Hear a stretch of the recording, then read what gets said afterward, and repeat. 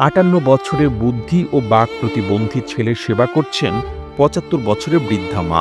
সন্তানের বয়স ৭ হোক কিংবা ৭০ বছর, মায়ের কাছে আজীবনই সে শিশুই থাকে। তাই তো নিজে বয়সের ভারে নুয়ে পড়লেও ছেলের প্রতি যত্নের শেষ নেই জায়েদা খাতুনের। প্রতিবন্ধী ছেলে সিরাজুল ইসলাম নিজেও বয়সের ভারে যথেষ্ট ভারী, তবুও তাকে টেনে নিতে হচ্ছে বৃদ্ধা মাকেই। আগে এই গ্রাম সে গ্রাম ঘুরে ভিক্ষা করে মা ছেলের পেট চললেও আজকাল আর পেরে উঠছেন না মা জায়েদা খাতুন।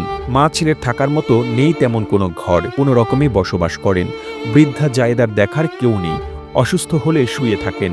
বাক ও বুদ্ধি প্রতিবন্ধী ছেলেকে ইশারা দিয়ে বললেও কিছু দেয় না, পরে নিজেই সব করেন। তারপরও মা তো মা, বাক ও বুদ্ধি প্রতিবন্ধী ছেলেকে পরম যত্নে খাইয়ে দেন, চুল আঁচড়িয়ে দেন, চোখের আড়াল হতে দেন না।